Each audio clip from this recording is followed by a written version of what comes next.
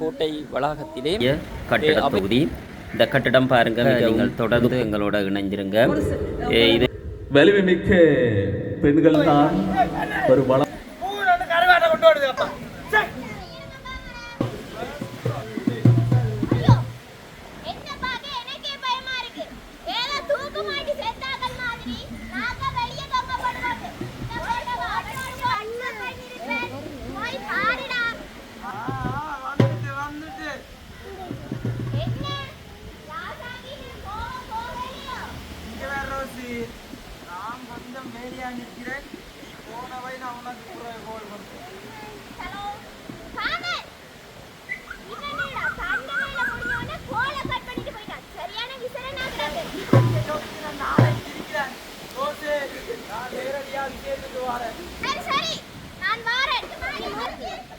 பாடசாலை தவிர்ந்த நேரங்கள்ல அம்மா அப்பாவோட பிள்ளைகள் வேலை செய்யணும். ஒரு பிள்ளை 14 வயது பிள்ளைக்கு நடந்த சம்பவம் அது வராது.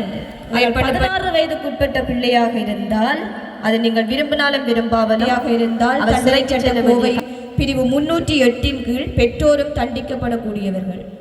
உங்களுக்கு 7 வருட கால சிறை தண்டனை இருக்கு. சிறுவர் நீதிமன்றம். வணக்கம் அன்பான தாயக உறவுகளே, பிகேயின் தாயகம் என்னும் யூடியூப் சேனலூடாக மீண்டும் உங்களுடன் இணைந்திருப்பது என்றும் உங்களுடன் நைனேஸ். நாங்கள் இப்போ எங்கே நின்று கொண்டிருக்கிறோம்டா, பூநகரி கோட்டை அடியில் தான் நின்று கொண்டிருக்கிறோம். பூநகரி கோட்டை வளாகத்திலே அபயலங்கா நிறுவனத்தினுடைய நிதி அனுசரணையுடன் பூநகரி பிரதேச செயலகம் நடாத்தி கொண்டிருக்கின்ற பெண்கள் வலுவூட்டல் நிகழ்வு அங்கே சிறப்பாக நடைபெற்று கொண்டிருக்கிறது. அந்த நிகழ்வுகள் தாங்கிய காணொலியோடு தான் நீங்கள் இணைந்திருக்கிறீர்கள். அங்கே நிகழ்வுகள் தொடர்ச்சியாக மிக சிறப்பாக நடைபெற்று கொண்டிருக்கின்றன. அந்த நிகழ்வினுடைய ஒரு சில பதிவுகளை உங்களுக்காக நாங்கள் வழங்க இருக்கிறோம். தொடர்ந்தும் எங்கள் காணொலியோடு இணைந்திருங்கள். உறவுகளே, நீங்கள் பார்த்து கொண்டிருப்பது பூநகரி பிரதேச செயலகத்தினுடைய கட்டிட தொகுதி. இந்த கட்டிடம் பாருங்கள், மிகவும் புதுப்பொலிவுடன் ஜொலித்து கொண்டிருக்கிறது. பூநகரி பிரதேச செயலகம்தான் இந்த நிகழ்வை ஒழுங்குபடுத்தி செய்து கொண்டிருக்கிறது. இப்போ இந்த பிரதேச செயலகத்திலிருந்து நாங்கள் எங்கே போக வேணும் என்று சொன்னால், வாங்க அப்படியே பூநகரி சந்திக்கு அருகாமையில் இருக்கிற பழைய கோட்டை, அந்த கோட்டை வளாகத்துக்கு தான் நாங்கள் இப்போ போய்கொண்டிருக்கிறோம். அந்த கோட்டை வளாகத்தில் தான் பூநகரி பிரதேச செயலகத்தினுடைய பெண்கள் மேம்பாட்டு நிகழ்ச்சி அங்கே நடைபெற்று கொண்டிருக்கிறது. இதுதான் பூநகரி கோட்டையினுடைய வளாக பகுதி. வாங்க நாங்கள் உட்பகுதியில் போவோம், அந்த நடந்து கொண்டிருக்கிற இடத்துக்கு. இங்கே பாருங்கள், ஏராளமான ஆக்கள் அங்கே குழுமி இருக்கிறார்கள். இங்கே நிகழ்வுகள் நீண்ட நேரம் நடந்து நிறைவடைந்து கொண்டிருக்கிற இடைத்தருணத்தில் தான் நான் சென்று கொண்டிருந்தேன். அது தொடர்பாக நீங்கள் தொடர்ந்து எங்களோட இணைஞ்சிருங்க. இது எங்கே நடந்து கொண்டிருக்குதுன்னு சொன்னால், பூநகரி கோட்டை பகுதியில் தான் அங்கே மண்டபம் அமைக்கப்பட்டு அங்கே சிறப்பாக இந்த நிகழ்வுகள் பூநகரி பிரதேச செயலகத்தினரால் ஒழுங்குபடுத்தப்பட்டு இந்த நிகழ்வுகள் நடைபெற்று கொண்டிருக்கின்றன. அப்படியே தொடர்ந்து எங்களுடைய காணொலியோடு இணைந்திருங்க. எங்களுடைய காணொலியை பார்ப்பதோடு நின்று விடாமல் எங்களுடைய பிகேஎன் தாயகம் என்ற யூடியூப் சேனலையும் நீங்கள் ஒரு முறை சப்ஸ்கிரைப் செய்து கொண்டு எங்களுடைய காணொலியோடு இணைந்திருங்க. அப்போத்தான் நாங்கள் பதிவிடுகிற காணொலிகள் உடனுக்குடன் உங்களை வந்து சேரக்கூடியதாக இருக்கும். வாங்க, இப்போ நாங்கள் நிகழ்வுக்குள்ளே வந்துட்டோம். இந்த மண்டபத்தில் நிறைய பேர் நிறைந்திருக்கிறார்கள். நிகழ்வுகள் மிகவும் சிறப்பாக ஒழுங்கமைக்கப்பட்டு நடந்து இப்பொழுது ஒரு சிறிய கட்டம் ஓரளவான பகுதி போய் சேர்ந்துட்டு நான் மிகுதி பகுதியோடு தான் இங்கே நுழைந்திருந்தேன். ஆகவே இனி நடைபெறுகிற நிகழ்வுகளில் முக்கியமான நிகழ்வுகளை நான் உங்களுக்கு இந்த காணொலியோடு இணைத்திருக்கிறேன். அப்படியே நீங்கள் தொடர்ந்து பாருங்கள். இங்கே எத்தனை இந்த கைப்பணி வேலைகள் மிக சிறப்பான முறையில் நேர்த்தியாக வடிவமைக்கப்பட்ட இந்த கைப்பணி பொருட்கள் இங்கே ஒரு மேசையில் ஒழுங்காக இந்த மேசையில் அடக்கப்பட்டிருக்கிறது. அதை நீங்கள் அப்படியே பார்த்து கொண்டு எங்கே நீங்கள் பார்த்து கொண்டிருக்கிற பகுதியை பாருங்கள். இங்கே தான் இவ்வளவும் அடக்கப்பட்டிருக்குது. சரி மக்களே, தொடர்ந்து எங்களோட இணைந்திருங்க. இனி நடைபெறுகிற நிகழ்வுகளை நான் உங்களுக்கு சிறப்பாக நடைபெற்று கொண்டிருக்கிற அந்த நிகழ்வுகளின் சில பகுதிகளை உங்களுக்கு இணைத்து தருகிறேன். தொடர்ந்து இணைந்திருங்கள்.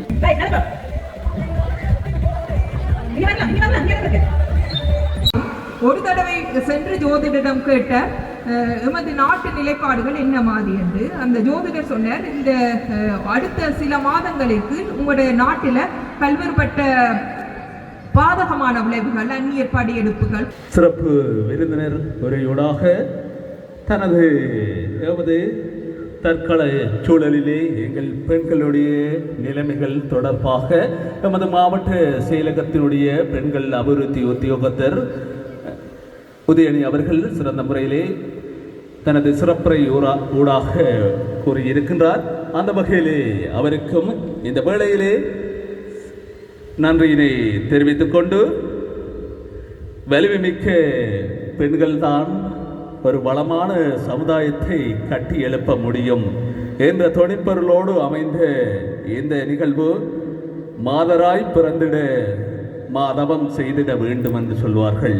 அந்த வகையில் தான் இன்றைய வலுவூட்ட பெண்கள் வலுவூட்டல் நிகழ்வானது பூநகரி பிரதேச செயலகத்தினுடைய ஏற்பாட்டிலே அபேலங்கா நிறுவனத்துடைய நிதி அனுசரணையுடன் சிறந்த முறையிலே இயற்கை அந்த வகையில் அடுத்து உங்களை மகிழ்விக்க வருகின்ற அற்புதமான ஒரு நிகழ்வு.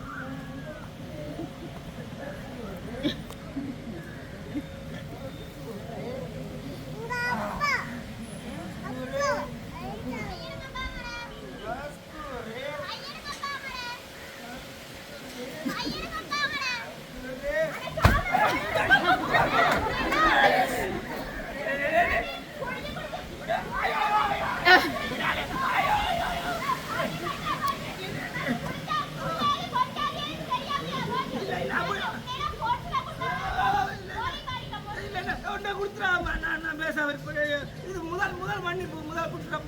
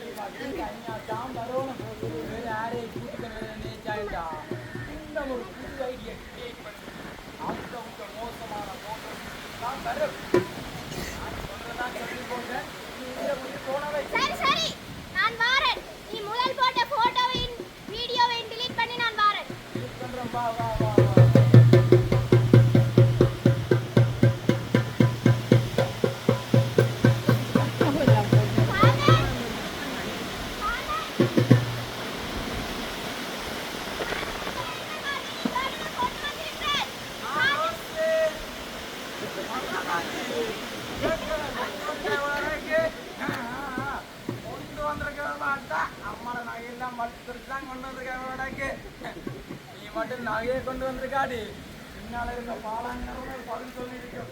பரவாயில்ல கொண்டு வர ரோசி. செல்வத்தை இப்படியாடி தூக்கி இருக்கிற ரோசி.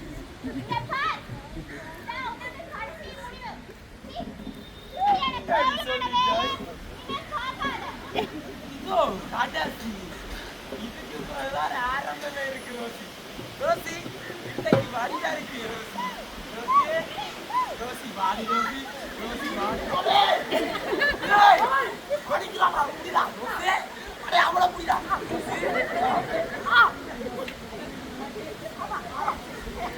அப்பா உங்களுக்கு அப்பா கால் பண்ணது நீங்க அப்பா வாரீங்க ஏனா நான் தற்காப்புகளை பழகி இருந்தபடியா உங்ககிட்ட இருந்து நானே பாதுகாத்து கொண்டேன். வேற யாருமா இருந்திருந்தா என்ன நடந்திருக்குமோ தெரியாது. கொண்டு வாங்க வேணா அம்மா என்ன கிப்ளர் சார் இது காதலி சார் எர்ரா கைய செய்யறதல செஞ்சிட்டு காதலியா சின்ன வயசுல காதல பண்ணி சீனடிச்சு போகுது நம்ம சந்ததி தம்பி வேணாம் காதல் தம்பி வேணாம் நம்ம காதல் வேணாம் காதல் தம்பி வேணாம் நம்ம காதல் காதல் நம்ம காதல்.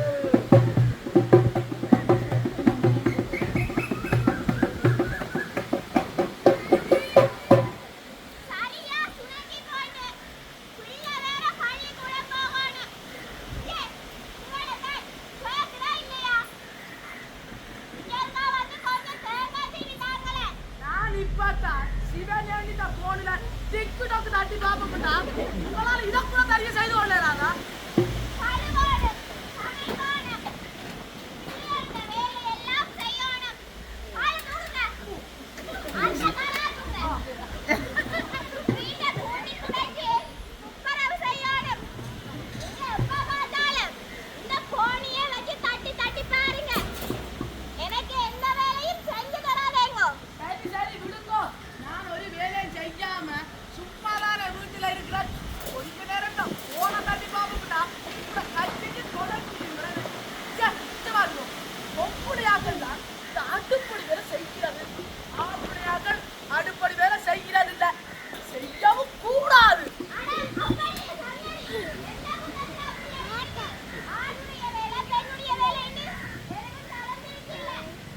இவனும் சத்தியும் பாதி பாதி. அர்த்தநாதீஸ்வரர் என்று வாழ்விய கலைச்சா மட்டும் போதாது. முடிஞ்ச வரைக்கும் எல்லாத்த வேலையும் எல்லாரும் சேர்ந்து பார்க்கதான் வேணும். அம்மா என்ன சப்சங்கமா வச்சீங்க? சப்பாத்துக்கு பக்கத்துல இருக்கும் போய் பாரம்மா. ஐயோ அம்மா இங்க இல்லையேம்மா எங்கம்மா வச்சீங்க? தோச்சி காய வச்சு தாரது காணாதண்டு அதை தேடி கையில வேற எடுத்து கொடுக்க வேண்டியதா இருக்கு. இந்த இதுலதான் இருக்கு.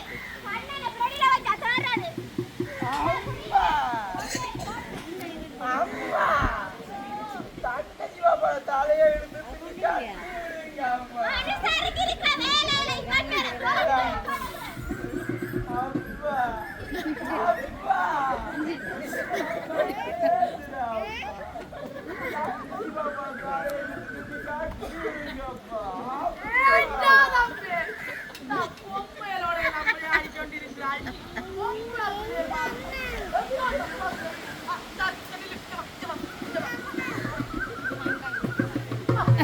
இந்த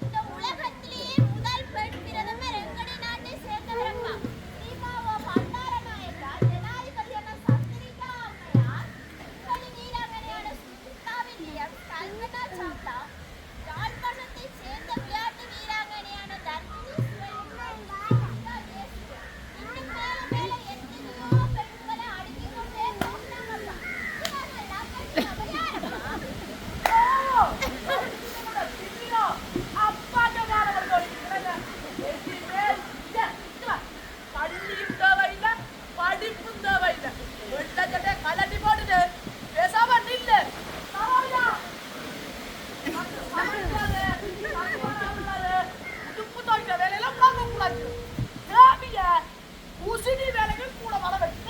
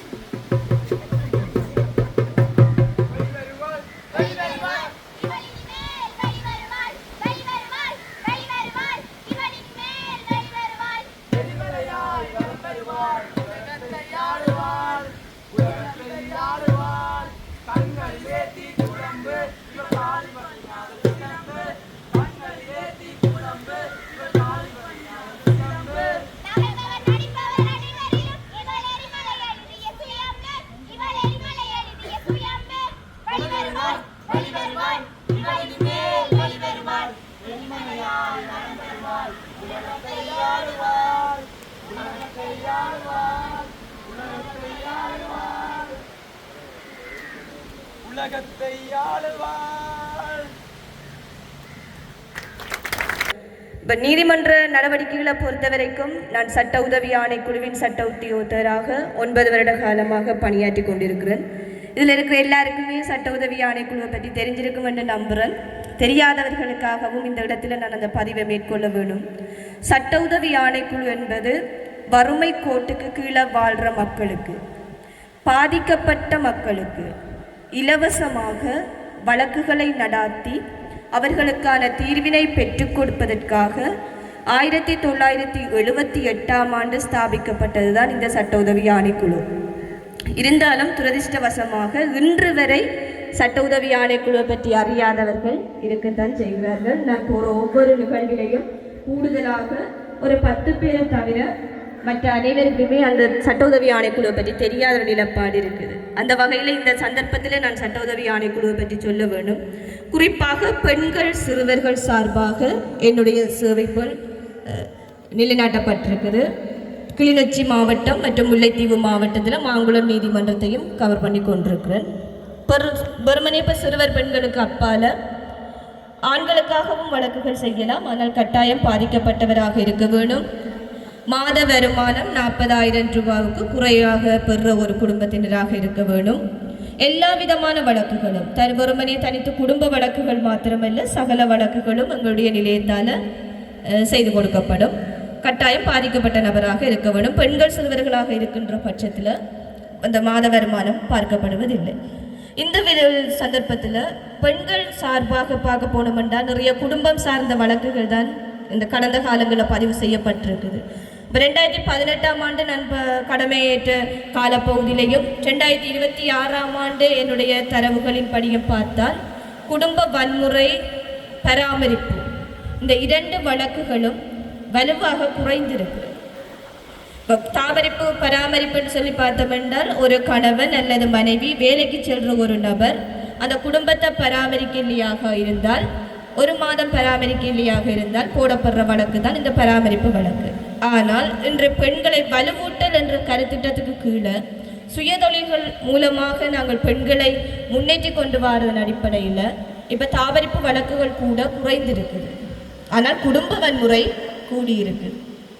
தாவரிப்பு குறைஞ்சு குடும்ப வன்முறை ஏன் கூடியிருக்குன்னு பார்த்தமாக இருந்தால் இந்த நாடகம் மூலமாக எங்களுக்கு விளங்கி இருக்கும் அளவுக்கு அதிகமான மதுபோதைக்கு அப்பால் இப்போ போதை வஸ்து பாவனையால் தான் இப்போ இது கூடிக்கொண்டு இந்த வன்முறைகள் கூடிக்கொண்டு போகுது.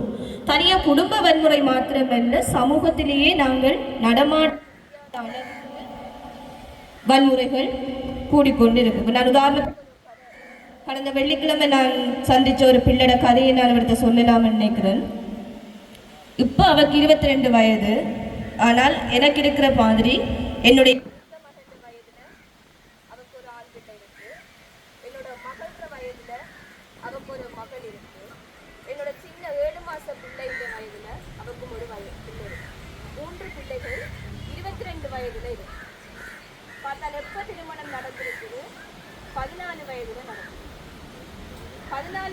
திருமணம் நடந்திருக்குன்னு சொல்லி சொன்னால் எங்களுடைய தண்டனை சட்டக்கோவையில் சொல்லுது 16 வயதுக்கு உட்பட்ட பிள்ளையாக இருந்தால் அவருடைய சம்மதத்துடனோ அல்லது சம்மதம் இல்லாமலோ அவர் துஷ்பிரயோகத்துக்கு உட்படுத்தப்பட்டிருந்தால் துஷ்பிரயோகப்படுத்தியவர் தண்டனைக்குரியவர். அப்போ வெள்ளிக்கிழமை வந்து என்னோட ஆர்கியூ பண்ணுறான், நான் அவரை தானே செய்திருக்கிறேன், அவருக்கு இப்போ 3 பிள்ளைகள் இருக்கு, அவருக்கு ஹைகோர்ட்டுக்கு வழக்க போடாமல் வழக்க வெட்டிட்டாங்க, அவர் இப்போ ரிமாண்டில் திரும்ப ஒரனில் பிடிச்சு கொண்டு வந்துட்டாங்க, ரெண்டு வந்து நிற்கிறான். அப்போ அவள் இவ்வளவு சொல்லியும் அவன்கிட்ட கேட்குறா இல்லை. இப்போ சட்டம் சில இடங்களில் வகுக்கப்பட்டிருக்கு, அம்மாக்கள் விடுற தவறும் அதுதான். இப்போ நாங்கள் வேலைக்கு போகிறோம், பிள்ளைகளை பாதுகாப்பின் அடிப்படையில் அம்மாப்பாட்ட விட்டுட்டு போகிறோம், தாத்தா பாட்டிகிட்ட விட்டுட்டு போகிறோம். ஆனால் இன்றைய சூழல் தாத்தா அப்பா ஒன்றை விட்ட சகோதரன் அப்படியான ஆட்களால் தான் இப்போதைய துஷ்பிரயோகங்கள் நடக்குது.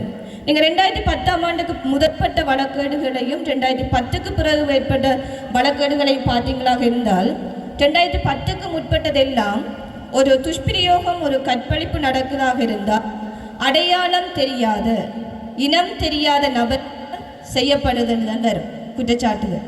ஆனால் இப்போ உடன் பிறந்த சகோதரனால துஷ்பிரயோகத்துக்கு உட்படுத்தப்படுதுன்னு கடந்த வெள்ளிக்கிழமை ஒரு வழக்கு வந்து பதிவு செய்யப்படுது. அப்போ எங்களால் சுற்றி இருக்கிற எங்களுக்கு தெரிஞ்ச நபர்களால் தான் இந்த துஷ்பிரயோகங்கள் நடக்குது. அதுக்கு பிரதான காரணமாக சொல்லப்படுறது என்ன? இந்த போதை வஸ்து பாவனை. நாங்கள் வேலைக்கு போகிறோம் என்ற அடிப்படையில் பிள்ளைகளை பார்க்கலாம் இல்லை, பாதுகாப்புண்டு நாங்கள் விட்டுட்டு போகிற இடத்துல பிள்ளைகளுக்கு சரியான பாதுகாப்பு இல்லை, அதால் போதை வஸ்துகள் 10 வயதிலிருந்தே ஆரம்பிக்குது. ஆகவே பிள்ளைகளை பாதுகாக்கின்ற பொறுப்பு எந்த அளவுக்கு நாங்கள் பெண்கள் தொழில் ரீதியாக பொருளாதார ரீதியாக நாங்கள் வலுப்பெற்று கொண்டு போகிற இடத்துக்கு சமமாக பிள்ளைகளும் துஷ்பிரயோகத்துக்கு உட்படுத்தப்பட்டு கொண்டே இருக்கிறார்கள். தனியாக பெண்கள் மாத்திரமில்லை, சிறுமிகள் மாத்திரமல்ல, சிறுவர்களும் மாட்டுப்பட்டு கொண்டே இருக்கிறாங்க இந்த பிரச்சனையில். இதில் பெற்றோர்கள் மிகவும் வலிமையாக இப்போ பார்க்க வேண்டிய அவதானிக்க வேண்டிய விஷயம் என்னென்றால், கிளிநொச்சி மாவட்ட சிறுவர் நீதிமன்றத்தை பொறுத்த வரைக்கும் கொழும்பு பத்திரமுல்லையிலையும் யாழ்ப்பாணம் குருநகர்லையும் தான் இருந்தது. இப்போ கிளிநொச்சி மாவட்டத்தில் சிறுவர் நீதிமன்றம் ஸ்தாபிக்கப்பட்டிருக்கு. அப்போ கிளிநொச்சி மாவட்டத்தை மையப்படுத்தி ஒரு சிறுவர் நீதிமன்றம் வருதாக இருந்தால் நாங்கள் யோசித்து பார்க்க வேண்டும் எந்த அளவுக்கு எங்களுடைய பிள்ளைகள் பாதிப்புக்குள்ளாகிறார்கள் என்று. இப்போ கணவன் சார்ந்த பிரச்சனைகள் வாரதுக்கு அப்பால் இப்போ சிறுவர்கள் தொடர்பான பிரச்சனைகள் அதிக அளவில் கூடிக்கொண்டு போகுது. வேலைக்கு அனுப்புகிறோம் என்ன, எங்களோட சேர்ந்து சிறுவர்கள் தொடர்பான ஊழியர் நிதியம் லேபர் டிபார்ட்மெண்ட்டால் சொல்லப்படுது, பாடசாலை தவிர்ந்த நேரங்களில் அம்மா அப்பாவோட பிள்ளைகள் வேலை செய்யலாம். இப்போ நாங்கள் எங்களோட பூநகரியில் கூடுதலாக பாலப்பழ சீசன், நாவப்பழ சீசன், பனல் தொடர்பான அந்த உற்பத்தி இதுகள், பனங்கிழங்கு அப்படியான இதுகள் விற்பனையில் நாங்கள் பிள்ளைகளை கொண்டு செய்விக்கிறோம். ஓமா இல்லையா? செய்விக்கிறோம். அப்போ அதெல்லாம் வந்து ஒரு இடைக்காலமாக எங்களோட பொருளாதாரத்தை வலுப்படுத்துகிற ஒரு விடயமாக இருக்குது. ஆனால் பிள்ளைகளுக்கு நாங்கள் முற்றுமுழுதாக கொடுக்கக்கூடிய ஒரே ஒரு விடயம் கல்வி. எந்த அளவுக்கு நாங்கள் கல்விக்கு முக்கியத்துவம் கொடுத்து பிள்ளைகளை வளப்படுத்துகிறோமோ அந்த அளவுக்கு பிள்ளைகள் முன்னேறி கொண்டு போகும். இந்த துஷ்பிரயோகம் தொடர்பான விடயங்கள் நாங்கள் வெக்கத்தில் சொல்ல மாட்டோம். இப்போ அம்மாக்களும் ஒரு பிள்ளை இந்த 14 வயது பிள்ளைக்கு நடந்த சம்பவம் அதுதான். ரேப் பண்ணப்பட்டுட்டா, கண்டிவாயிட்டா, அவரை கட்டி வச்சுட்டாங்க. பிள்ளைக்கு 14 வயது, 32 வயது அந்த டைமில். இப்போ 22 வயசுல 3 பிள்ளைகள் இருந்தாலும் என்ன நடக்க போகுது? அவங்க நினைச்சிட்டாங்க என்ன, அவரை தானே கட்டிட்டா அப்போ இனி பிரச்சனை வராதுண்டு. ஆனால் 16 வயதுக்கு உட்பட்ட பிள்ளையாக இருந்தால் அதை நீங்கள் விரும்பினாலும் விரும்பாமலும் அவர் சிறைக்கு செல்ல வேண்டிய கட்டாயப்பாட்டில் இருக்கிறார். இப்போ இந்த 3 பிள்ளைகளுக்கு உரிய அடித்தளம் இல்லை. இந்த பிள்ளை எங்கே போய் நிற்பா? இப்போ கல்வி அறிவுன்றது கூட அவள் அடிமட்டத்தில் தான் இருக்கிறாள். அப்போ இதுவே நம்ம பாடசாலை கல்வி, வாழ்க்கை கல்வி எல்லாத்தையுமே நாங்கள் ஒரு விதத்தில் பிள்ளைகளுக்கு புகட்டுற நேரத்தில் பிள்ளை வந்து என்ன செய்யும்? அதை கற்றுக்கொள்ளும். அப்போ தனக்கு ஒரு ஆபத்து வரும்போது அதை எங்கே நாட வேணும், என்ன செய்ய வேணும்னு சொல்லி பிள்ளைகள் அறிவாங்க. இப்போ நாங்கள் கல்வி நிலையங்கள் எங்களை கூப்பிட்டு கரைக்கிற நேரத்தில் பிள்ளைகள் ரகசியமாக வந்து சொல்லுவாங்க பிரச்சனைகளை. அப்போ எங்கள்கிட்ட இப்போ இவ்வளவு கரைக்கிற இடத்துல ஒரு பிள்ளை என்கிட்ட சொல்லுதுன்னு சொல்லி சொன்னால் கட்டாயம் அம்மாக்கள் நீங்கள் நேரம் ஒதுக்கினீங்களாக இருந்தால் பிள்ளைகள் கட்டாயம் பிரச்சனை சொல்லுவாங்க. இப்போ ஜூம் மீட்டிங், ஆன்லைன் கிளாஸஸ்ன்னு சொல்லி ஃபோனை கொடுத்துட்டு நாம் நம்மளோட வேலையை பார்க்க போவோம். ஆனால் எங்களுக்கு அருகிலேயே பிள்ளையை வச்சு அந்த ஜூம் மீட்டிங்கை நாங்கள் பார்க்கலாம், நாங்களும் 4 விடயங்களை கற்றுக்கொள்ள முடியும். ஆகவே கல்வி அடித்தளமான ஒரு விடயம், பிள்ளைகளை பாதுகாக்கிறதுக்குரிய பொறிமுறைகளை உள்ளடக்கிய ஒரு விடயம். கட்டாயம் அம்மாக்கள் பிள்ளைகளோடு நெருங்கிய தொடர்புகளை கொண்டிருக்க வேண்டும். பிள்ளை சரியான வகையில் பராமரிக்கப்படலையாக இருந்தால் தண்டனை சட்ட கோவை பிரிவு 308 கீழ் பெற்றோரும் தண்டிக்கப்படக்கூடியவர்கள். உங்களுக்கு 7 வருட கால சிறை தண்டனை இருக்கு. சிறுவர் நீதிமன்றம் ஸ்தாபிக்கப்பட்ட பிறகு பெற்றோர் விழிப்பாக இருக்க வேணும். எந்த நேரத்திலும் உங்களுக்கும் கைதுகள் இடம்பெறலாம். சரியோ, நான் இதை விரட்டுறதுக்காக சொல்ல இல்லை. இனிமேல் வர காலப்பகுதியில் பெற்றோர்களுக்கு இப்படி நடவடிக்கை எடுக்கப்பட்டால்தான் பிள்ளைகளும் என்ன செய்வார்கள், வளம் பெறுவார்கள் போல இருக்குது எனக்கு வழக்குகள் போற நிலப்பாட்டுகளை பார்க்க. ஆகவே இந்த இடத்துல நான் இதை சம்பந்தமாக சொல்றது எந்த அளவு பொருத்தமாக இருக்கும் என்று எனக்கு தெரியல. ஆனால் பெண்கள் பொருளாதார ரீதியில் நீங்கள் வலுப்பெற்றிருக்கிறீர்கள் என்றதில் எந்த மாற்று கருத்தும் இல்லை. நான் அதில் எந்த ஒரு குறையுமே நான் சொல்லலை. ஆனால் பொருளாதார ரீதியாக நாங்கள் வலுப்பெற்று நாங்கள் பொருளாதாரத்தை மட்டும் நோக்கி போகிறோமே தவிர எங்களை பிள்ளைகளோட எதிர்காலத்தில் நாங்கள் பின்தங்கி காணப்படுறோம். பொருளாதாரத்திலேயே நாங்கள் மேலோங்கி வரக்கூடிய வலிமை எங்களுக்கு இருக்குமாக இருந்தால் கட்டாயம் மற்ற விதிகளையும் எங்களால் பேலன்ஸ் பண்ணி போக முடியும். அதற்குரிய ஆளுமைகளை நாங்கள் வளர்த்து கொள்ள வேண்டும் என்று தயவாக கேட்டு என்னை இந்த இடத்தில் அழைத்தமைக்காக இலங்கை சட்ட உதவி ஆணைக்குழு சார்பாக நிகழ்ச்சி ஏற்பாட்டாளர்கள் அனைவருக்கும் எனது மனமார்ந்த நன்றிகளையும், பெண்களுக்கு சிறுவர்களுக்கு பாதுகாப்பான சூழலை அமைத்து கொடுக்க வேண்டும் என்ற வேண்டுதலையும் இந்த இடத்தில் முன்வைத்து அனைவருக்கும் நன்றி கூறி விடைபெறுகிறேன். நன்றி.